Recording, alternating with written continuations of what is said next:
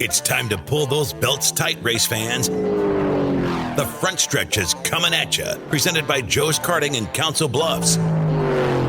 Now, here's Dan Taylor and Dirk Houston. Hey y'all, it's Miss Coors Light, and you're listening to The Front Stretch. Well, good morning, race fans, and welcome to The Front Stretch, presented by Joe's Karting in Council Bluffs, online at joeskarting.com. Now with summer hours, and with the kids out of school, it's a great place to take the young kids down and have themselves a little bit of a ball and some great entertainment value. Joe's Karting in Council Bluffs, Karting with a K, Joe's Karting Online, again, Karting with a K. You can also find them on Facebook, and you can find them on YouTube. They've got a great subscription service you can be a part of. It's free to subscribe, and you get updated with all of the front stretch videos and how-to videos plus contests. It's all on YouTube. Joe's Karting, just give it a good search, and you can find out a lot about Omaha's only indoor karting facility. It's absolutely a fantastic place to be, and welcome back to the studio, my co-host extraordinaire and good friend, Dirk. How you doing today, sir? Just fine, Dan. How about you? Well, I'm going to want to turn your microphone on, so. Doing just fine, Dan. How about you? I am doing good.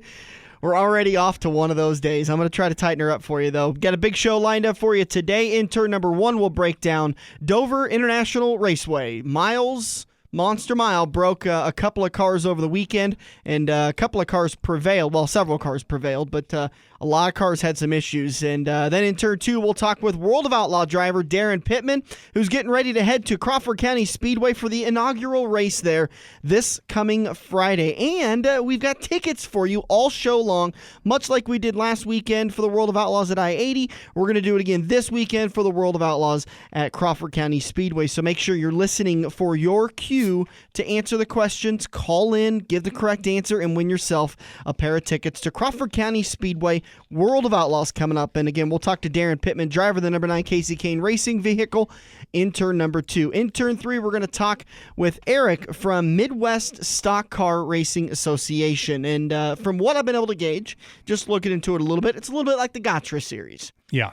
But we're going to talk to Eric about exactly what it is, if people could get involved in it, and when we can see him race. That's kind of the most important thing. Yeah, it's more like the late models. You'll see, your 70 Chevelle type cars, your early year Camaros and stuff like that. And I've actually looked at their rules. They've got a fairly competitive engine package. I didn't get into it past that. I've got a buddy that wants to build a car. So, he was asking me about some questions on the motors. They're 2-barreled and stuff like that, but There's no cubic inch limit or anything.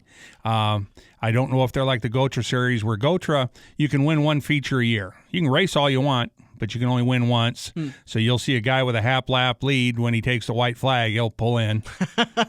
It's the Gotcha is kind of, you don't blame him. I absolutely give him credit for this. It is kind of a WWE thing where well, I guess I shouldn't say that, but it is kind of, they establish how things are going to go, but they're also not wanting to wreck each other. So it's right. It's more about just experiencing the old timers out there on the track, the good old time racing association. That's exactly what it is. Yeah. I mean, the rules are, it's almost a spec car, and like I said, the one win deal is kind of different. The other thing that really sets them apart is all the racers get paid the same. First place pays the same as 10th. Oh, that's good. So sometimes you'll see Luke Cochran out there. Sometimes you'll see Bill Rick, thank you very much. He'll be out there racing, and it's really cool to see those guys out there. And there has been times that they have gotten a little too close for comfort and blowed back up. But again, all racers have an ego. and I think we both know that Bill Rick and Luke Cochran, they've got egos to protect. Yes, they do. But it's great to go see this. So we'll talk with Eric from the Midwest Stockcar Association coming up in turn number 3. And in turn 4, we will preview the week of racing to come, plus talk about Pocono on Fox Sports 1 and MRN coming up today, and a lot of racing action to go on. All right, so let's recap what happened at Dover International Raceway. What a race. I think I'm pretty happy with it. Dirk, give me your take on what happened with that race. Well, I shut the sound off after Boyer took out Denny Hamlin. He was my pick for the race last week, and I honestly think he was in the driver's seat if that hadn't happened, because he was one of the guys with 4 tires, and he had a pretty good line. I think he definitely could have, put on a shot at winning that race. That last restart for the green-white checkered, I don't know what happened to Harvick, but his start was just totally ridiculous. Oh, it was terrible, yeah. And he said it was pretty loose when he tried to start, and for about 2 or 3 laps, it was a very loose car because they had that the driver-controlled wedge adjustment, track bar adjustment. Broken. Thank you, had broken it, so it took him a couple laps for his car to come in. Yeah, but that restart, just handed the thing to Johnson is what it did. Took everybody else out of it. But for the most part, it was a pretty good race. I don't think the Arrow played as big a deal as what they kept saying. He's in clean air, because you saw a lot of guys, once they got up behind him, they passed him. Yeah. It wasn't like these other tracks where it takes them 10 to 12 laps driving around to even think about passing them, and then they usually don't. There was a lot of passing at that track. There was, and I was really kind of surprised to see that, and to your point exactly, was Martin Truex Jr. and Denny Hamlin. For the first couple of restarts, they started on the front row together. Denny would check out by about a second and a half after about 20 laps, and then during the next 20 laps, Martin would kind of reel him in, and then Martin would be able to pass him and start putting some distance on him. So that was kind of one of those things where the top 2 cars, Denny had a good short-run car, Martin had a better long-run car. Exactly. That was set up. That was an Arrow. Arrow doesn't change like that. Absolutely. So that was car setup. And, they worked on Denny's car all day and, had him back up there to get a respectable finish. And, like I said, as far as I'm concerned, when he took the 4 tires at the end, he was in the catbird seat. Yeah, he absolutely was. I was really surprised to see, though, that nobody was able to... I thought Martin would be able to ring in Jimmy Johnson those last laps, despite the distance behind Jimmy he was by the time he cleared Kevin Harvick. But Martin Truex Jr. only took 2 tires on that last stop, so 2 tires just wasn't near as good, but even Casey Kane wasn't able to really do anything with those 4 tires. Well, just back to where we started before with Martin Truex. Martin Truex didn't have a short-run car. That's why Denny would blow him out of the water on all those restarts early. Yeah. He needed 20 or 30 laps to come in. If they'd have had that towards the end, he'd have walked the dog.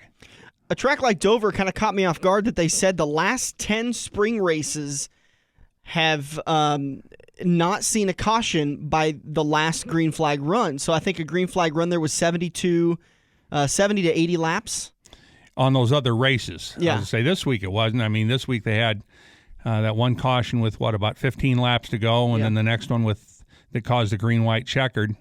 And the one right before that, I think, was about with 30 laps to go. So there was like 3 right towards the end. I was really surprised to see a mile track like that not produce more cautions at the end of the race, which is kind of a mile track's MO. It always seems, as you're watching the race, it's all about just gauging who's good on short runs, because that's who's going to have the car for those last couple of cautions at the end of the race. But is that kind of typical of Dover, that it is more of a stay clean and green racetrack? Well, I've seen Dover when I used to work there. I talked to plenty of crew chiefs, 10, 12 years ago, and they would set up for fuel mileage runs. Yeah. They did talk about that, of running your race backwards to make sure you were in your pit window, fuel window. We had the chassis dyno there one time, and when I saw the dyno numbers come off, they would take the top 2 of each manufacturer, and one guy come in, and he was like 50 horsepower less than everybody else. So I went over and talked to the crew chief. I said, "What's the deal there?" He goes, "We were just detuned. We were going for fuel mileage." He goes, "We were set up to do one stop." And he goes, nobody else was. He goes, you can look to the rest of those numbers. Yeah. If there would have been, he goes, we got our one stop about right. It was a 200-lap race. We got a stop with 105 laps. He goes, we fueled then. Everybody else had already stopped once. And he goes, so we were in the back after we stopped, but we weren't going to have to stop again. But then there was like 3 more cautions, which, threw their strategy out the window since they didn't have the horsepower set up. The way the finishing order ended up being, Jeff Gordon got a 10th place finish. Clint Boyer ended up coming home 9th. Paul Menard 8th. Jamie McMurray 7th. Martin Truex Jr. 6th. Eric Almirola got himself a top 5 finish. Casey Kane 4th. Good finish for Young Money. Kyle Larson got himself a top 3 finish. Kevin Harvick, once again, either winning or second place. And Jimmy Johnson gets his 4th win on the season, gets his 10th win at Dover. Insane to win 10 times at that track. And that race car will be up in Miles' hand on the east side of the speedway there. That's a pretty neat statue they've got out there. When you figure the hand's big enough to hold a whole car. That is a big, big statue. All right, Matt Kenseth, rough day for him. Never really had a car worth saying much about, and then he had a shock mount that broke, ended up finishing 39th. Kyle Busch, who was running very well, led 2 times for 7 laps, got involved in an accident. Who was that with again? That was with Brian Scott? Right. I think it was Brian Scott. Ended up finishing 36th. Austin Dillon, 33rd. Kurt Busch, 31st. He was also involved in an accident. A couple of other drivers here. AJ Allmendinger had kind of a rough day, finished 24th. Denny Hamlin, 21st. Carl Edwards, 19th. Newman, 18th. Biffle, 17th. Tony Stewart, 16th. How about Danica? She was doing well for herself late in that race, right up until the pit road speeding penalty. She ended up finishing 15th. Well, as we discussed last week, that pit road, I said, was very tight. The pit stalls are very small, and you saw a lot of speeding penalties. I said it was real difficult to get on. You saw a lot of guys flat spotting their tires trying to get on. So it's just a difficult place to run your pit stops. And how about whose crewman was it? Was it the 55 that jumped over, or was it the 34 that jumped over the hood of Brad Keselowski's car, the Jackman that avoided being run over? 34, I think it was. That was one of those times that I think NASCAR is going to sit down and say, that was too close for comfort. Is there anything we can change? Maybe there isn't. I mean, that could just be the nature of the business, but it's something that you look at and go, wow, that's one of those rare opportunities that we can actually stop and say, maybe it's time for a change, and we didn't have to do it after somebody was severely hurt. Yeah, but, I mean, look at how many pit stops have been done this year. Yeah. In the entire series. You hear about guys like that, but boy, one of these days somebody's going to get run over. I mean, it'd be pretty difficult to get underneath those cars and actually get run over, but a guy got hit the week before last. Yeah. Got his ankle busted up and everything. It's going to happen. It's just the nature of the beast. There's just so many variables when you're coming down pit road. I think that just comes down to a communication with the guys pitting in front of you and behind you.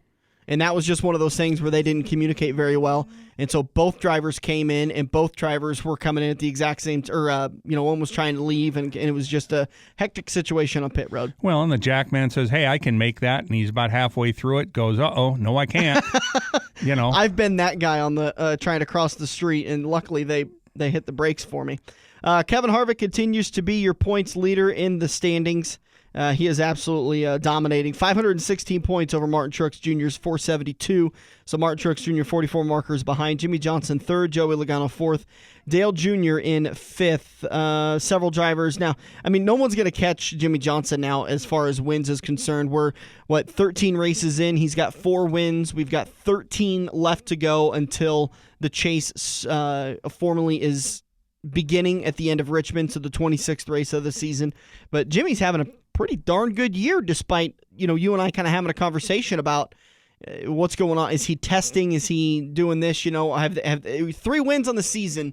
It was easy to sit there, and the way they struggled for 2 weeks, it was easy to sit there and say, well, they're trying stuff out, and they obviously kind of brought a setup that they know works at Dover. It could have been an experimental setup that worked. Could have been the first time that was ever in the car. This is something that you and I had a conversation about, and we've had it on this show before, that Chad Knaus is well worth his weight in gold as far as Hendrick Motorsports is concerned, because before Dover, they were 3 races in, locked into the chase. Essentially, they were locked into the chase. So there's no need to go out there and say, we need to try the exact same thing every race, because you got to try different things. And so that could have been what happened at Charlotte. They could have had an experimental setup on there, and they're not going to say it over the radio. He's not going to say, well, Jimmy, we were trying something experimental, and so blah, blah, blah. That's what happened. He goes, boy, I don't know what happened, bud. Yeah, right.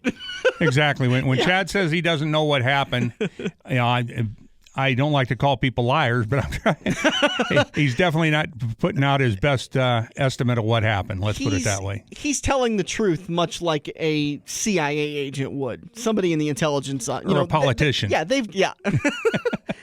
I think I'd call them liars before I call Chad Knaus a liar, because that is, one of those things. Okay, so interesting news that came across the wires earlier in the week. NASCAR is monitoring fuel cooling.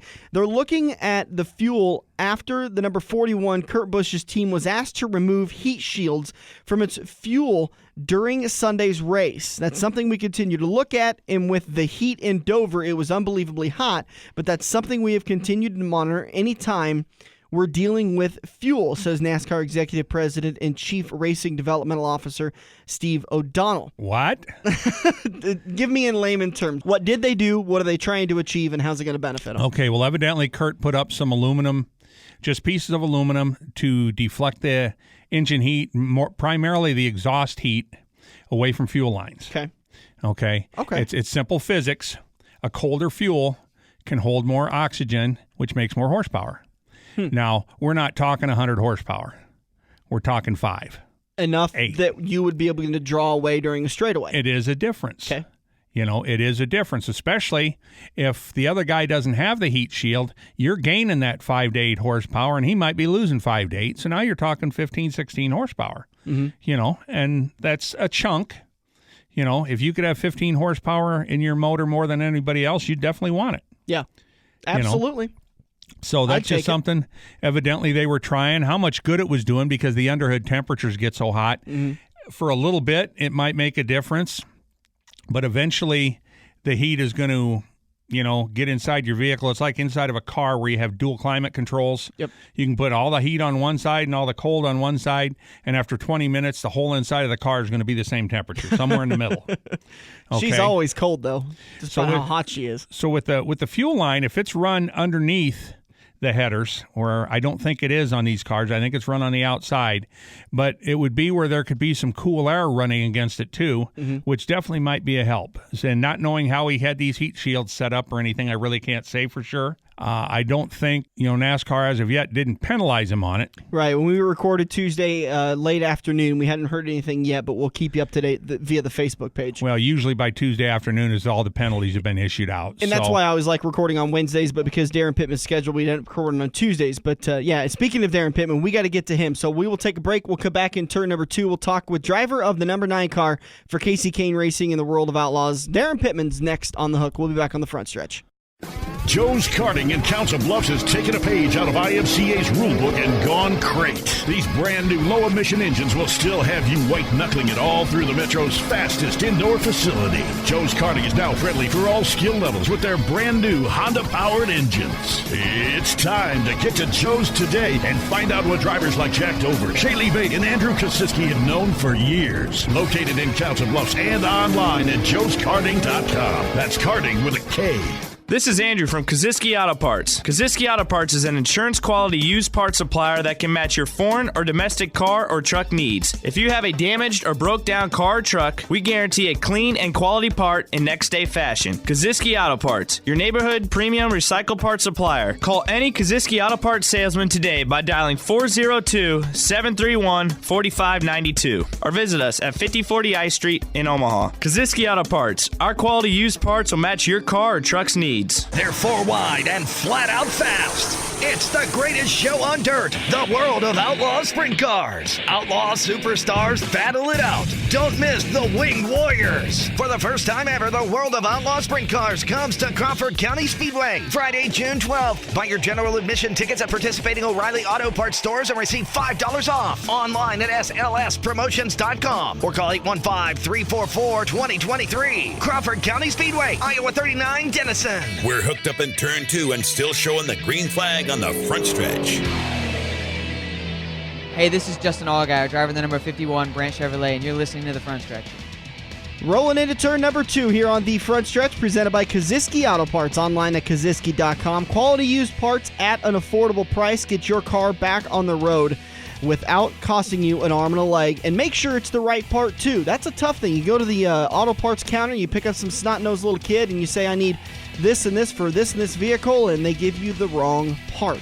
That's not going to happen at Kosiski Auto Parts. With Team PRP, they make sure you have the right part, the right first time, and you're going to get back on the road at an affordable price. Kosiski Auto Parts, 51st and I Street in Omaha. Well, 2 weeks in a row, we've been joined by the best drivers in the world as far as sprint cars are concerned. And this week, we're talking to the man who drives the number 9 Kasey Kahne Great Clips sprint car for the World of Outlaws, Daryn Pittman. How are you, sir?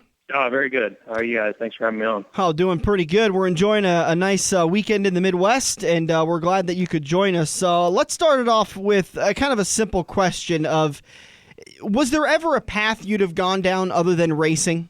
Well, I don't know. It's all I've done for so long we started racing kind of as our family hobby sport when I was 5, and my brother is 4 years older than me, and he started when he was 5. So pretty much from the time I've been born, I've been going to racetracks on the weekends, but I can tell you it's a tough sport to try to make a living at and trying to get the right opportunities. And I've been really fortunate, really blessed to, get really good opportunities to do this for a living. But if I was going to do anything else, it would probably be work for my dad. He's got a pretty successful auto salvage business in Tulsa, Oklahoma that, he used to support our racing growing up. And that's definitely probably the path I would have gone.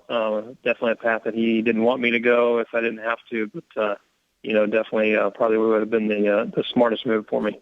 Never aspirations of firefighter, ballerina, anything like that, teacher? Yeah, no, I wasn't able to even really think about doing anything else. Honestly, I can remember, the time I was probably about, 8th or 9th grade, and I, got old enough to realize that, man, I'm going to have to do something for a living at some point, and realize you can drive a race car and drive sprint cars for a living. That, it's pretty much all I really focused on and worked hard to try to get to. So, no, I don't. I really enjoy it. I worked for an engine builder, Steve Carboni, in Tulsa, Oklahoma for a lot of years, and just, learning about engines and stuff I think that's helped me throughout my career and did really enjoy doing that side of things. And I've always enjoyed actually working on the cars, but it's always been some form of racing, that's for sure. Hey, Daryn, have you always been involved with just the open wheel stuff, or did you ever do any, like hobby stocks or late models or anything like that? No, only open wheels. Started out in quarter midgets. It's an open wheel car on the go-kart, basically on pavement, and then moved into micro sprints around the Tulsa area, and they're, just a smaller version of a midget with wings, and then went into sprint cars. So don't think I've ever driven anything at all with fenders over it. So always been open wheel, and once I went on dirt, never been back on pavement. Now, because I know with the salvage yards and stuff like you said the family had, I know in the stock car side of it on hobby stocks and stuff like that, you can get a lot of parts out of the salvage yard, but there's probably not much you can get out of that salvage yard for a sprint car. No, never had any, just never had any interest in it, and it was never a path that we ever went down. So, definitely once I got into open wheel and on dirt, that was, definitely my passion and all I've ever really wanted to do. If you could race anything in the world, anything at all today, is there something out there that's kind of been maybe pulling you that way? Maybe you want to go race something else?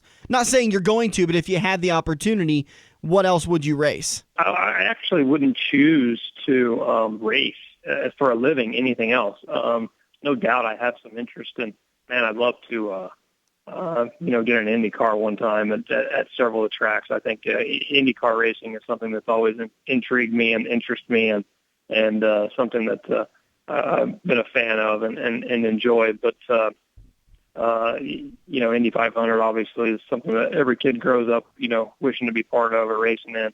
So I think it'd be cool to do a race or two in that. I haven't, if somebody offered me to do a full season in IndyCar, I probably don't have any interest in it. Truthfully, I just am happy doing what I'm doing. But, to do a race here or there would maybe be really cool to try to, see what it's like. And, I don't know, maybe run a top fuel car or something would be pretty cool once or twice. I definitely don't have any aspirations doing that full time either, but definitely be a thrill to try it once and see what those guys go through. That's what I was going to ask you. 3.5, 4 seconds at 300 miles an hour. That'd have to at least intrigue you a little bit. Oh, for sure. Yeah, those guys are nuts, and it's a lot of fun to go to those races and feel the horsepower and be close to the starting line and watch what those guys go through. It's probably something that it's such short runs that your days can be over really quick. That I'm not sure I would like to do full time, but definitely pretty cool to go do. Once to try out. And like you said, being at the starting line for one of those, I can't imagine anything ever being any louder than when those two cars hit the gas at the green light. Yeah, the TV just doesn't do that sport justice whatsoever. People just, it's hard to imagine what, it feels like to your body when, those things go green and light the tires up. It's unbelievable. Just, the power that they have and how quick they get going in such a short amount of time. It's pretty amazing. We talked to Ron Capps on the radio show a couple of weeks ago to get people ready for the NHRA Kansas Nationals, and he said that he's always wanted to race, he's always had aspirations to race dirt tracks, so maybe you could give his people a call. Maybe you guys could do a driver's swap one of these days. Yeah, that'd be pretty cool. I'm not sure it's quite that easy. I don't think they just let anybody get behind the wheel one of the things that and take after it. But yeah, it'd be a little easier for him to get behind the wheel of ours and go out there and make some laps, and probably not be anywhere close to on pace. But he can control his pace a little better with one of our cars than I probably could in one of his. So. But, yeah, it'd definitely be something pretty cool. We're talking with Daryn Pittman, driver of the number 9 Great Clips car for Casey Kane Racing in the World of Outlaws series. Yeah, so Daryn, I know you're coming up here to Nebraska. Are you going to, you said you weren't going to go up to South Dakota. Are you going to go over to Crawford County Speedway on June the 12th? Yeah, no, absolutely. We'll be at all the Outlaw shows, and they're on our schedule, so we'll definitely be over there. Crawford County, that's actually, I think, a new track for us this year we've never been to, so definitely looking forward to that. And a lot of our Midwest tracks through North and South Dakota and Iowa and Nebraska and stuff that are all a lot of great events, a lot of great tracks that we get to go to. So we definitely look forward to that. Hey, I think there's 4 tracks on the schedule this year you haven't been to, including Crawford County Speedway. So how do you prep for that? Do you call drivers who have been there, or is there like a pool of resources you can go to, or is it kind of show up, walk the track, and give it your best guess? Yeah, about the best thing you can do really is YouTube videos or watch it if there are any, maybe just to get a look at the track and see, especially if they've ran sprint cars, it's always good to maybe watch a sprint car race at a track you've never been to just to see, the line or what the track has a tendency to possibly do. But I'll be honest with you, most of the time we show up and we watch maybe a video at most, and if not, you just go up, take a look at it. We go to so many different racetracks, so you just kind of guess at a place that you compare it to. You always just try to compare a new track to an existing one that you've been to that reminds you of, and go off those notes as far as the gear and possibly a setup. And, you always look at the dirt and see what type of dirt it is and the amount of bank that's on it and just how the weather's been and what you feel like the surface is going to be like. But I think that's what makes our series so tough is it doesn't matter if you go to a place for the first time or for the 100th time on dirt. It's always going to be different. I mean, there's never 2 nights that are ever the same. Just because the weather and the track prep that goes in to get a dirt track ready, it can never be duplicated, no matter how many times you go to a place or if it's the first time. So you always just go and make your best guesses and hope for the best. Hopefully you get the guess right that night. Well, and it's just like anything in racing. If it was easy, there'd be a lot more people doing it. Yeah, I mean it's tough, and especially when you get to this level. I mean, there's a lot of really good traveling cars that you've got to be on. I mean, even if it's the first time that you've been to a place, somebody's going to hit it right and be really tough to beat. And it's a cutthroat business that you're only defined by your wins and whenever your last win was. So. It's you're racing against guys that have been doing it as long as me and some of the other guys on the road. They're pretty good at what they do, and they've got really good teams behind them and good crew chiefs that are going to make good decisions and put fast cars out on the racetrack. The World of Outlaws series goes over 92 events, 59 tracks, 23 states. You even go up into Canada a couple of times, which I don't know why, but whatever. Does the travel ever get to you? Yeah, I mean, there's no doubt that there's days that you're like, man, I just want to be home for a few days here and there. But, truthfully, I can get home for 3 or 4 days in the middle of the year, and you're just ready to get going again. I mean, it's people look at us that don't, travel and work an 8-to-5 job and are home 5 days a week and look at us and think we're nuts. And if I'm home for a week and I kind of get stir crazy and ready to get out of the house and get traveling and get to racing, and at the end of the day, this is just what we've done for so long that this is normal. I mean, this is our normal life. And there's no doubt that it's grueling, and there's days that, they take your toll on you, but no doubt that everyday jobs that people go to every day, they get old and get frustrated with those also. So it's something I wouldn't change for anything in the world. I love that my family can go with me and travel in the motorhome. We get to do a lot of really cool things that, I feel very fortunate that we've been able to do as a family together. And like I said, the travel does get a little bit tough at times, but, I wouldn't want it to be any other way. And it's just something that we've gotten used to, my kids are used to, and that's, my oldest is 6, and she just thinks it's normal that we're gone all summer and we're never home. And we get home for a little bit, and she's asking, hey, when are we going to leave to go to the next race? Yeah. That's just what she's used to. So it's our normal, but it definitely, people can shake their heads at us a lot and think we're nuts for doing it. That's what I was just going to ask. You've been racing for quite a few years, and now, like you said, your oldest child's 6, so the fatherhood deal's a little new, but it sounds like they've already got it figured out. Yeah, it works out great. My wife was a school teacher for a few years before we got married, and then we waited a long time before we had kids. But so my oldest just started kindergarten, and she's being homeschooled, so it didn't change our schedule any. They're able to go with us and do the traveling with us, and that's the best part. We're able to spend every day together, no matter what state it's in, and see all parts of different areas of the country, and she's definitely getting an education that way that most kids don't. We're talking with Daryn Pittman, getting you ready for the World of Outlaws invading for the very first time Crawford County Speedway this coming Friday. Tickets are available at all participating O'Reilly Auto Parts for just $5 off. Daryn, with the few minutes we have left, I want to try something out new on you. It's nothing new in radio, but it's new to the radio show, so we're going to do a word association game. You okay with that? All right, yeah, shoot away. All right, first one, female drivers. Danica Patrick. Okay. Second place. Sucks. Slide jobs. Fun. Fun, okay, all right. And great clips. It's going to be great. It's going to be great. All right. Figured I'd throw a sponsor in there for you. Daryn Pittman driving the number 9 Casey Kane Racing Great Clips World of Outlaw cars. You can see him along with the best of the best 410 sprint car drivers in the nation this coming Friday at Crawford County Speedway. Daryn, we do appreciate your time, sir. No problem. Thanks for having me on, guys. Appreciate it. Have a good Thanks, one, Daryn. bud. Good luck to you. I like that. That was good. That was really good. All right, another question for you to answer. Call in right now, 402-573-0590. Not a question we actually got to during this interview, but how many World of Outlaw titles does Daryn Pittman have?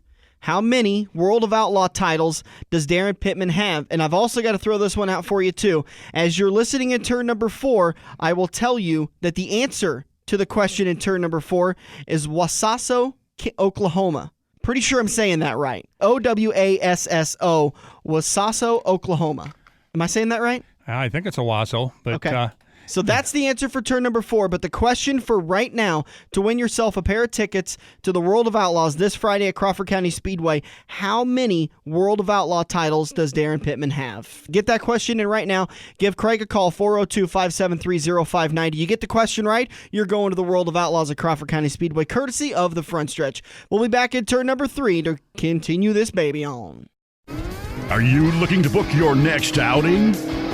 Look no further than Joe's Karting in Council Bluffs. Located just north of Bass Pro Shop, Joe's Karting can handle outings of well over 100-plus people. Bachelor parties, corporate outings, team building, birthday parties, and much more. Give Buddy a call today and reserve your outing. Joe's will even work with local restaurants to cater your event. Book yours today at joeskarting.com. That's karting with a K. It's time to get to Joe's and find out what everyone already knows. They're 4 wide and flat out fast. It's the greatest show on dirt, the World of Outlaws Sprint Cars. Outlaw superstars battle it out. Don't miss the Winged Warriors. For the first time ever, the World of Outlaw Sprint Cars comes to Crawford County Speedway, Friday, June 12th. Buy your general admission tickets at participating O'Reilly Auto Parts stores and receive $5 off. Online at slspromotions.com or call 815-344-2023. Crawford County Speedway, Iowa 39, Denison.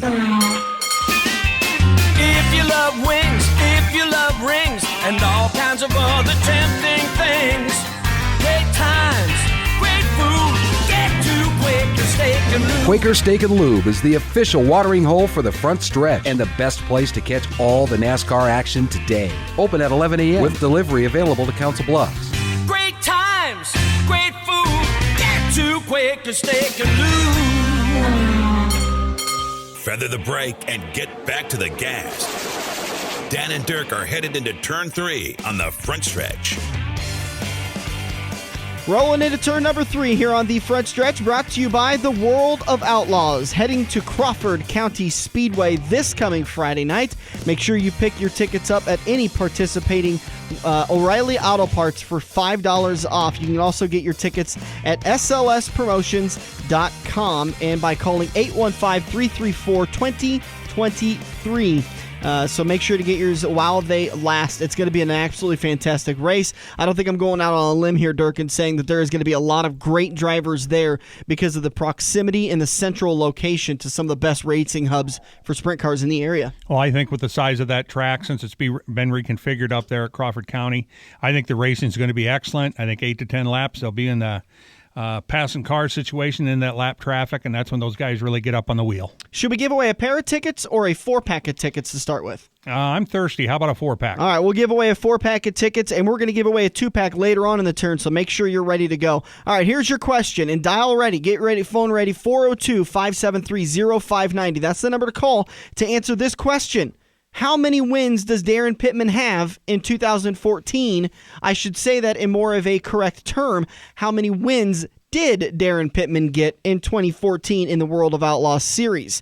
Answer me that question at 402-573-0590, and you could win a 4-pack of tickets to Crawford County Speedway this Friday. First one to call up with the correct answer is going to win. 402-573-0590. Joining us on the phone now to continue our interview segment. We're actually kind of changing things up. We've been talking to a lot of drivers lately, so this time we're going to talk to a man behind a touring series, Eric Cerny of the Midwest Classic Stockcar Association. How you doing, Eric? Not too bad, guys. Talk to me about how this whole thing got started. We've got the Gotcha series, we've got the SLMR series, obviously the World of Outlaws is another touring series. How did this touring series, the Midwest Classic Stockcar Association, get started? The idea originally came to me after attending, they used to hold the Cornhusker Vintage Nationals out at US 30 Speedway in Columbus, and they would, Gotcha actually kind of hosted that event. They invited vintage racers from all over the country to come in, and they would have what they called a full fender class or a sedan class or something like that was just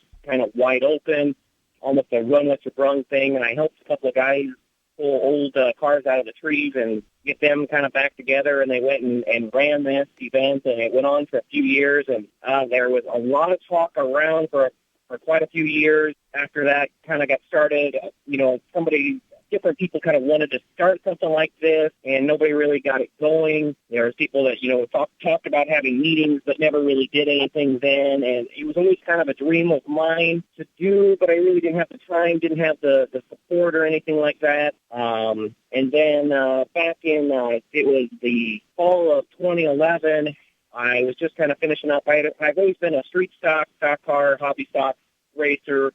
Always just kind of love those kind of cars and that. And I was kind of looking at stepping back from driving and retiring and all that. I had ran a hobby stock for the last couple of years with a good friend of mine, but he had a young family, so his time was getting to be short and stuff like that. So I was thinking, we're probably going to quit, doing the full-time racing thing and stuff like that. About that time, I started hanging out and seeing a young gal that, just really gave me a lot of support and backing. I kind of, told her about my dream of starting this vintage racing group to, just kind of tour all over the place and just bring back those memories to people and stuff. And with her push, we got started building the car that I do drive in the series. It's a 1953 Chevy.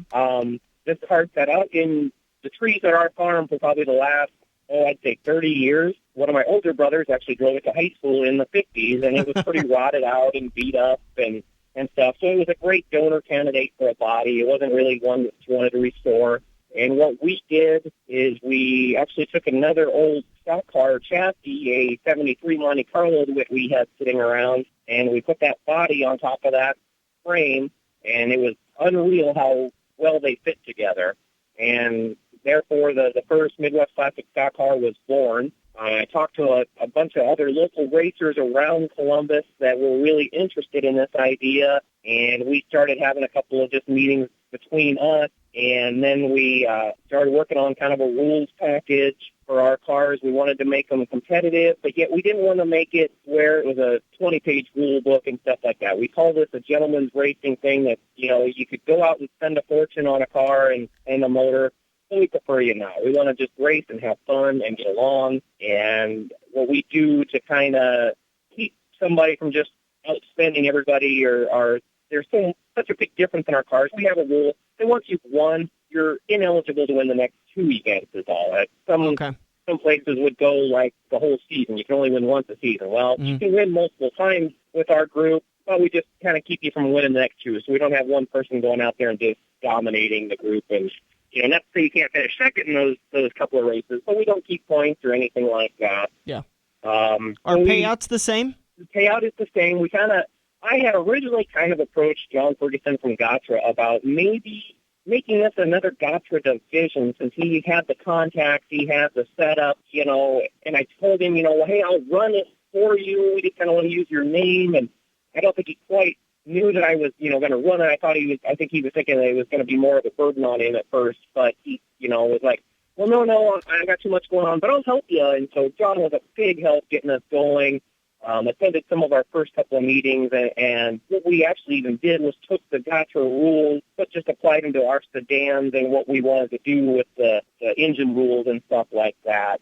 He gave me a lot of contacts to get in with some of the racetracks and the different promoters around the area. He was a huge help. And so fast forward to this year, you guys are racing today at US 30 Speedway as a part of Sunday Fun Day, right? Right. That's our next show on the schedule. We were originally supposed to be there earlier in May, and unfortunately that show rained out. So now hopefully Mother Nature will cooperate with us, and we'll be out at US 30 Sunday Fun Day.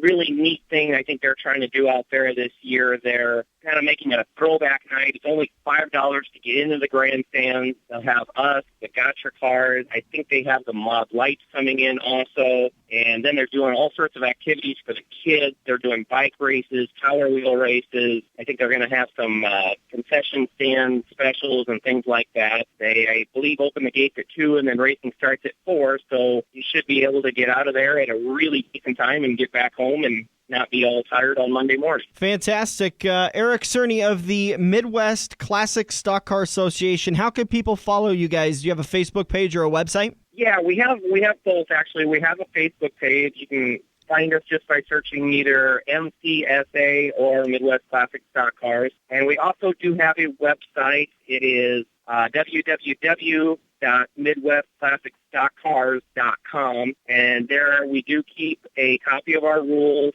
and current schedule up, and we posted some pictures of some of the cars in the past. Most of them get put on the Facebook page, so the upload's a little bit easier, but we try to take care of that too a little bit, and we post a lot of the updates. We are on Twitter. We don't use it too much, unfortunately. Probably something we need to do a little bit more of, but you can follow us on Twitter. I think it's hashtag MCSA00. All right, Eric, I appreciate you joining us on the show, and best of luck today at US 30 Speedway for you guys' show. All right, thank you. All right, our final pair of tickets for turn number 3. Who drives the number 15 car in the World of Outlaws series? Who drives the number 15 car in the World of Outlaws series? First person to get that right at 402-573-0590 will win themselves a pair of tickets to this Friday's race at Crawford County Speedway in Denison for the World of Outlaws. Who drives the number 15 car in the World of Outlaws in the World of Outlaws? Give us a call, 402-573-0590. We're going to take a break, come back, turn number 4. We'll wrap it all up. This is The Front Stretch on AM 590, Omaha's ESPN Radio. They're 4 wide and flat out fast. It's the greatest show on dirt, the World of Outlaws Sprint Cars. Outlaw superstars battle it out. Don't miss the Winged Warriors. For the first time ever, the World of Outlaws Sprint Cars comes to Crawford County Speedway, Friday, June 12th. Buy your general admission tickets at participating O'Reilly Auto Parts stores and receive $5 off. Online at slspromotions.com or call 815-344-2023. Crawford County Speedway, Iowa 39, Denison. Joe's Karting in Council Bluffs has taken a page out of IMCA's rulebook and gone crate. These brand new low-emission engines will still have you white-knuckling it all through the Metro's fastest indoor facility. Joe's Karting is now friendly for all skill levels with their brand new Honda-powered engines. It's time to get to Joe's today and find out what drivers like Jack Dover, Shaylee Bate, and Andrew Kosiski have known for years. Located in Council Bluffs and online at joeskarting.com. That's karting with a K. It's checkers or wreckers as we enter turn 4 on The Front Stretch, presented by Joe's Karting in Council Bluffs. Hey gang, this is Brendan Gaughan, driver of the number 62 South Point Hotel Casino Chevrolet for Richard Childress Racing, and you're listening to The Front Stretch. Just about ready to wrap this baby up here on the front stretch, and we do appreciate you sticking with us to talk to Daryn Pittman, World of Outlaws driver. You can pick up your tickets all this week for the World of Outlaws invading Crawford County Speedway for the very first time. Make sure you get your tickets. I can tell you, it's going to be a heck of a show. They have got one of the best track prep crews in the country, as far as I'm concerned, which, take it for what it's worth. I only go see track races at a couple of dirt tracks a year, but absolutely fantastic track prep crew. SLS will work with the track prep crew. We found that out last weekend to make sure that the track is the way that the sprint cars need it set up, and you're going to have a great show on your hands. This coming Friday, SLSpromotions.com for more tickets and information. Other couple of things coming up. Sunday Fun Day today at US 30 Speedway. Make sure you get out and enjoy the racing action. And again, World of Outlaws at Crawford County Speedway this coming Friday night. Pocono today, the Tricky Triangle. I love this track. I don't know why. Maybe you can help me understand why. I love this track. Just one more thing on the race up at Crawford County. They do have some $5 discount available at O'Reilly Auto Parts, so check into that. Thank you very much. What is it? Did you bring any proof of purchase? And let's see. Oh, nope. Go right to the O'Reilly Auto Parts, and you can pick up your tickets, your general admission tickets, for $5 off. SLSpromotions.com or any participating local O'Reilly's Auto Parts store. So it's probably going to be in that Crawford County area that any O'Reilly's in that area is going to have the $5 off tickets for general admission. So that's the way that will roll. All right, so the Pocono... Who builds a 3-turn track? Seriously. I have no idea what they were thinking when they built it, but obviously a 3-legged track with no banking. Yeah. And all 3 turns are different, right? Oh, absolutely. They're not angled the same way, so it's an even triangle. Not even close. And it's one of the longest front stretches, if I'm correct. Correct. It's about a mile. I don't know if it's a full mile. I don't remember the exact measurement on it, but it is the longest front straightaway, or the longest straightaway period on the circuit. Mm-hmm. And that's why they do shifting there, because you have to. Yeah, some do and some don't. It kind of depends on how you want to set up your car, but better to shift. The faster guys shift, let's put it that way. That is, we were talking when we talked with Brendan Gaughan a couple weeks ago. Remember, we were talking about Gateway Speedway in St. Louis there. Yep. And they allow shifting at that track because the 2 turns are so much different, which makes the 2 straightaways so much different. And he was explaining to us that he was the only guy that shifted twice a lap. Everybody else was just shifting once.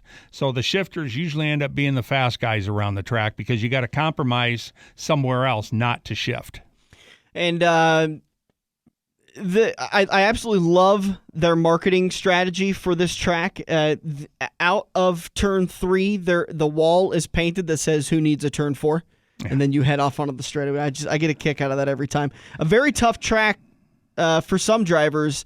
And last year, Dale Jr. was the winner. I'm trying to pull up Chad's stats. I apologize if I'm delaying here and not making very good coherent sentences. But Dale Jr. ended up squeaking out the win. Wasn't it a fuel mileage win last year? Well, he won both of them, so I don't remember either one being fuel mileage, but that's one thing I was going to mention about this particular track is you will see a lot of season sweeps at this track.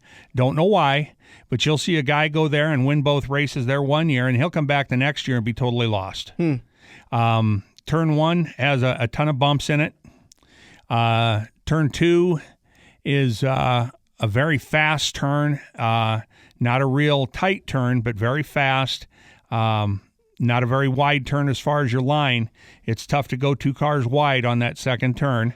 They call it the tunnel turn because the tunnel's just shortly thereafter that, and the tunnel there is a little bit of a dip there. The turn 3 was just redone a few years ago, and where it used to be a turn where you went down on the yellow line and it was single file, now they run 3 cars off because of the new concrete that was put out there and the way it holds the rubber, and it's just, like putting your car on a string and zipping through the corner.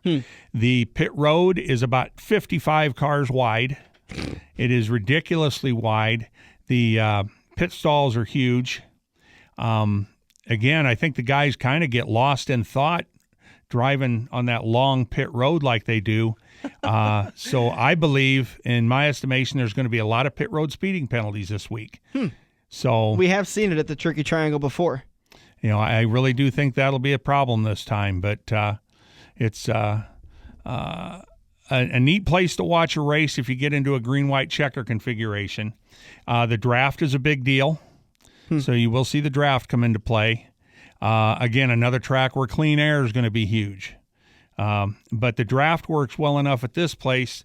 The clean air coming down the front straightaway, if the guy gets into the draft, he will be able to pass him at the end of the front straightaway because of that draft, with or without good air. Interesting. Again, Dale Jr. got the win last year. He led 3 different times for a total of 11 laps. Brad Keselowski was your lap leader, led 4 times, 95 for a total of 95 laps. He ended up finishing second. Kurt Busch third, Denny Hamlin fourth, and Kyle Larson got himself a top 5 finish. Other notables: Martin Truex Jr. finished 9th, Matt Kenseth 25th, Joey Logano, Carl Edwards, Casey Kane 40th through 42nd, respectively. All of them, actually Edwards and Kane were involved in an accident. Joey Logano lost an engine at about lap 150. Do you remember what happened to Brad Keselowski on this race? He got something on the front grille and was getting hot with about 5 laps to go. Oh, and they that's were right. going to lap Danica, and he tried to pull in behind Danica to hit the vacuum and have that wrapper taken off of his nose, and Dale zipped by him, and then Brad couldn't catch him. Yeah, it killed Brad's momentum, and it slowed him way down. And yeah, because I think they pretty much checked out that Brad was going to win that race, and Dale stole it away. That's I'm glad you brought that up. That was interesting because Brad didn't know if his motor would hold together, so he goes, I can either try and just drive it for 5 more laps and see if it stays together, or I can try and get this off on this lap car, because it was last chance he was going to have. And Danica made some real goofy move down there in turn 1, and Brad tried to follow her and just, cost him the race. Let's see. Chad says 5 drivers that have the best driver rating at Pocono: Denny Hamlin, Jimmy Johnson, Kurt Busch, Jeff Gordon, and Tony Stewart, although he put in a parentheses, Smoke's a little hard to trust this year.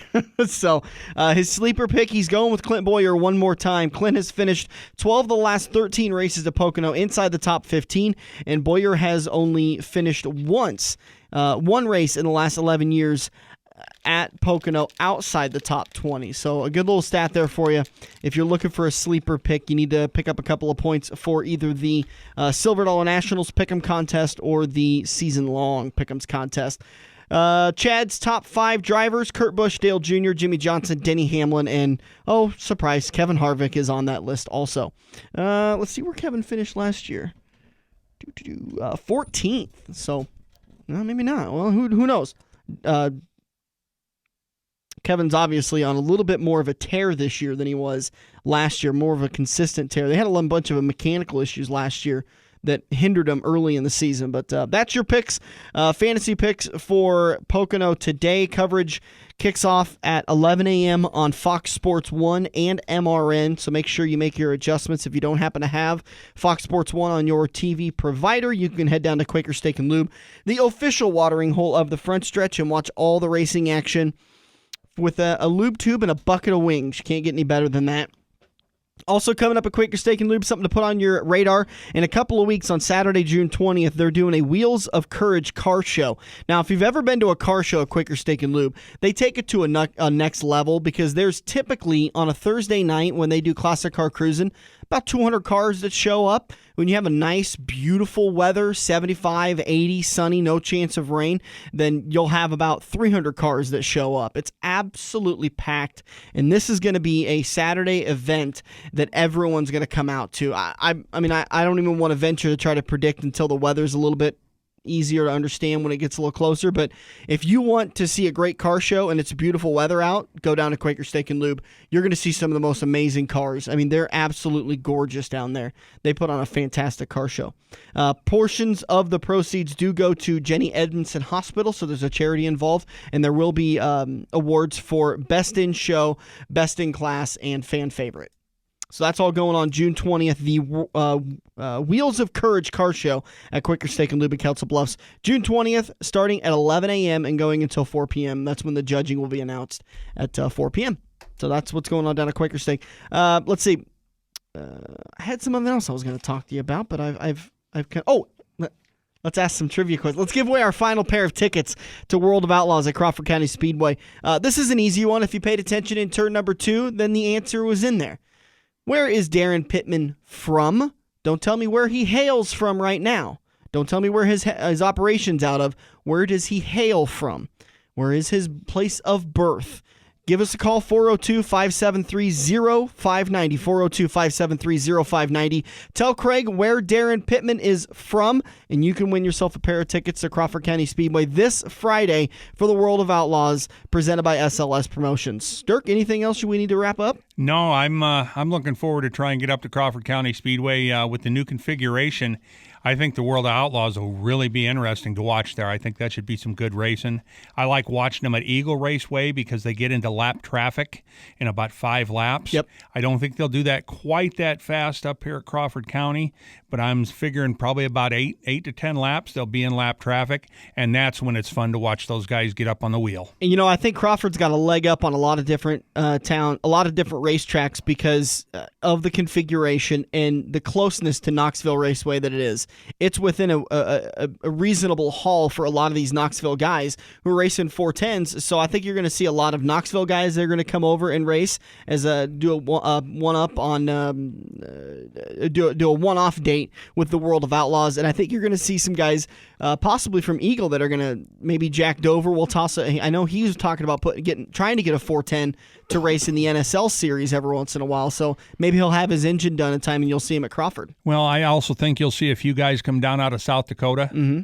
Because, the World Outlaws gets up there and runs a couple times. There's a lot of local guys up there with the big motors, so I think you'll see a few of them travel down. It should be a very good car count for the sprint cars as far as Crawford County is concerned. Again, pick up your tickets at any participating O'Reilly Auto Parts dealer, and you're going to get $5 off your grandstand general admission. This Friday, World of Outlaws at Crawford County Speedway, and then today is Sunday Fun Day at US 30 Speedway, so make sure you pick up all your information, or all of your stuff and get out and watch a race. Pocono today on Fox Sports 1. Coverage kicks off at 11 on Fox Sports 1 and MRN with Green Flag at noon. We thank you for joining us today on the front stretch. We'll be back next weekend to do it all again. For Dirk Houston, I'm Dan Taylor. This has been the front stretch. We have all been there before. Broken car part in your hand and some snot-nosed punk behind the counter has no idea what he's talking about, but he guarantees that this part will fix your car. You pay an arm and a leg for the replacement, get it home, and sure enough, it doesn't fit your car. Now, learn from your mistake and give an experienced salesperson at Kosiski Auto Parts a call today at 402-731-4592. Kosiski Auto Parts will get you back on the road with your arms and legs still attached. If you love wings, if you love rings, and all kinds of other tempting things, great times, great food, get to Quaker Steak and Lube. Quaker Steak and Lube is the official watering hole for the front stretch and the best place to catch all the NASCAR action today. Open at 11 a.m. with delivery available to Council Bluffs. Great times, great food, get to Quaker Steak and Lube. Are you looking to book your next outing?